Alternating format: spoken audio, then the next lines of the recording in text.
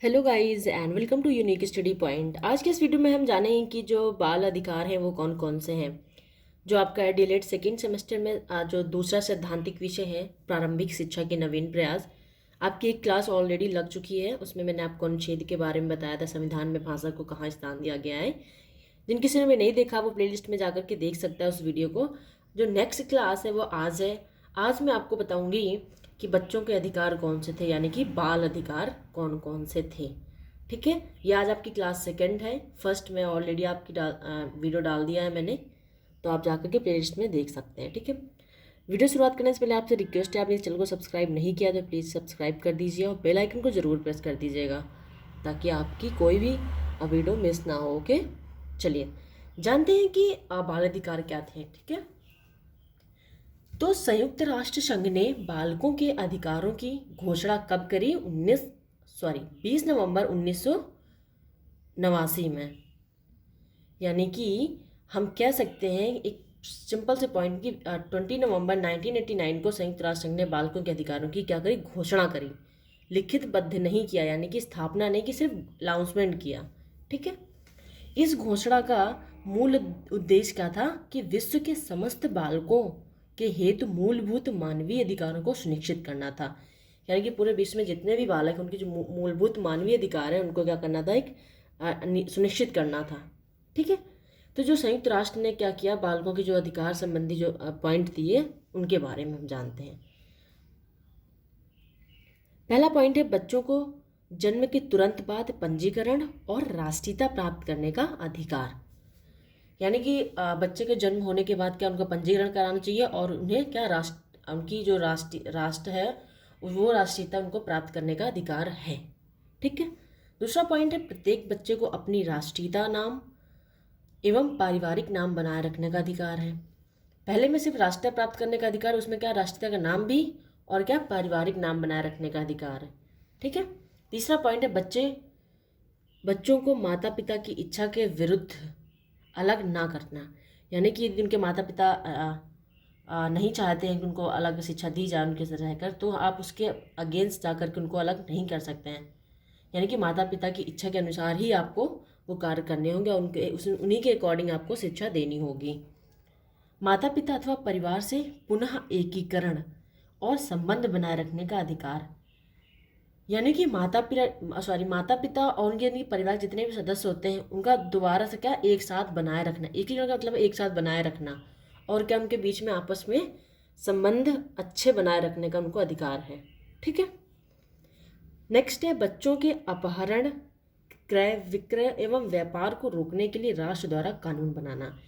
कि बच्चों का अपहरण हो जाता है, लेन देन में या कोई व्यापार में कोई ऐसा कुछ प्रॉब्लम्स आती हैं, तो उनके लिए क्या है कोई राष्ट्र क्या करे, उनका कानून बनाए। ठीक है, अगला पॉइंट है यदि माता पिता या उनके लिए रखे गए उत्तरदायी व्यक्ति बच्चों के साथ दुर्व्यवहार करते हैं तो राष्ट्र उन्हें क्या देगा? संरक्षण देगा।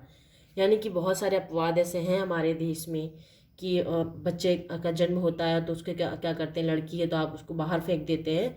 तो ये क्या अगर उनका उत्तरदायित्व क्या होता है, ये सरकार उनका क्या करेगी? संरक्षण करेगी, उनका पालन पोषण करेगी, उनको शिक्षित करेगी।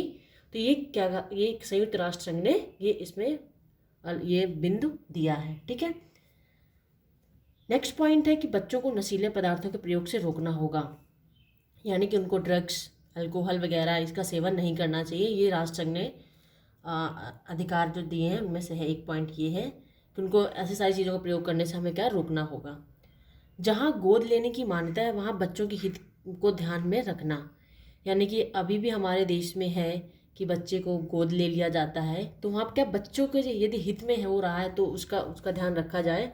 ये नहीं कि आप बच्चे का हित फ़ायदा नहीं है तो आप कोई बच्चे गोद लेना चाहता है तो आपने ज़बरदस्ती दे दिया। ठीक है, तो उसमें क्या बच्चे का यदि भलाई है तभी आप उसको गोदनामा ले सकते हैं, वरना आपको गोदनामा नहीं दिया जाएगा। शरणार्थी बच्चों को संरक्षण प्रदान करना। शरणार्थी मतलब पर्यटक जो आते हैं घूमने टहलने आते हैं, उनको क्या उन बच्चों क्या हमारे यहाँ संरक्षण प्रदान किया जाए। ठीक है, नेक्स्ट पॉइंट है लैंगिक शोषण से बचाना। यानी कि लिंग जाति के आधार पर जो हमारे देश में भेदभाव की जो परंपरा चल रही है, आई थिंक अभी भी कहीं कहीं है, तो इससे इस शोषण से क्या हमें बचाना होगा बच्चों को। ठीक, नेक्स्ट पॉइंट है बच्चों को आर्थिक शोषण, खतरनाक कार्य करने तथा शारीरिक, मानसिक, नैतिक अथवा आध्यात्मिक दृष्टि से हानि होने से बचाना। यानी कि बच्चों को यदि इकोनॉमिकल शोषण हो रहा है, आर्थिक शोषण हो रहा है, या कोई ऐसे कार्य करते हैं जिससे उनके शारीरिक, मानसिक और नैतिक दृष्टि से उनको क्या हानि पहुंचा रहे हैं, उनको शारीरिक चोट आ रही है, उनके जो नैतिक यानी उनके चारित्रिक में, व्यवहार में उनके चेंजमेंट आ रहा है, ठीक है, उनको अपने धर्म के लेकर अपने उसको हीन भावना आती है, तो ऐसे ऐसे कारणों से क्या हमें बचाना होगा बच्चों को, ठीक है। दूसरा है, युद्ध में 15 वर्ष से कम आयु के बच्चों को भाग लेने पर निषेध है, ठीक है। यदि वो 14 वर्ष की आयु से कम है या 15 वर्ष की आयु से कम है तो उनको क्या कोई भी युद्ध में भाग लेने की इजाज़त नहीं है, तथा तो ऐसे बच्चों को आर्मी में भी नहीं भेजा जा सकता है, ठीक है। घोषणा हमने पढ़ी थी 1989 पे हुई थी। भारत सरकार ने इस घोषणा को क्या 11 दिसंबर 1992 को अंगीकृत कर दिया। कब हुई थी वो? 1989 में। और जब घोषणा को क्या अंगीकृत कब कर दिया? 1992 में, ठीक है। अब जानते हैं शिक्षा के सार्वजनिकरण हेतु बाल अधिकारों की घोषणा, ये उत्तर प्रदेश सरकार द्वारा है। वो की थी संयुक्त राष्ट्र संघ द्वारा थी, ठीक है, कंफ्यूजन मत होइएगा। वो संयुक्त राष्ट्र संघ द्वारा जो अधिकार दिए गए थे ये उत्तर प्रदेश सरकार द्वारा है, ठीक है। तो पहला पॉइंट है कि 6 से 14 वर्ष के सभी बच्चों को निःशुल्क शिक्षा दी जाएगी, ठीक। दूसरा पॉइंट है कक्षा 1 से कक्षा 8 तक के सभी बच्चों को निःशुल्क पाठ्य पुस्तकें यानी कि जो बुक्स होती हैं वो वितरित की जाएंगी निःशुल्क, उनसे कोई भी पैसा नहीं लिया जाएगा कक्षा 1 से लेकर कक्षा 8 तक के विद्यार्थियों के लिए। तीसरा पॉइंट है कि प्राथमिक विद्यालय के सभी बच्चों को पूर्ण निर्धारित मेनू के आधार के अनुसार पका पकाया भोजन, यानी कि एक मेनू चार्ट बनता है, उसके अकॉर्डिंग उनको जो भोजन है वो दिया जाता है। हर वीक संडे को तो ऑफ रहता है, मंडे ट्यूसडे मतलब पूरे वीक में एक मेनू चार्ट बनाया जाता है, उसके अकॉर्डिंग को खाना दिया जाता है। गुणवत्तापूर्ण शिक्षा के लिए प्रत्येक विद्यालय में 2 शिक्षा मित्रों की तैनाती। आपने फर्स्ट सेमेस्टर में आई थिंक जो टीचिंग करी होगी तो आपने देखा होगा कि गवर्नमेंट कॉलेज में कि वहाँ पे 2 शिक्षा मित्र ज़रूर से ज़रूर होते हैं। तो यही इसमें कहा गया कि अच्छी शिक्षा बनाने के लिए क्या, यानी शिक्षा को प्रभावशाली बनाने के लिए, अच्छी शिक्षा होने के लिए क्या 2 शिक्षा मित्रों की तैनाती होनी ही चाहिए, ठीक। शैक्षिक दृष्टि से पिछड़े कक्षा 1 से 5 तक के सभी बालक बालिकाओं को निःशुल्क यूनिफॉर्म दी जाएगी। तो यूनिफॉर्म का मतलब ये है कि मतलब वहाँ पे जो बच्चे पढ़ रहे हैं कक्षा 1 से 5 तक के जो ड्रेसेस पहन के आते हैं, वो चाहे छात्र हों चाहे छात्राएं हों, उनको क्या सरकार, उत्तर प्रदेश सरकार क्या करेगी, उनको निःशुल्क यूनिफॉर्म वितरित करेगी, ठीक।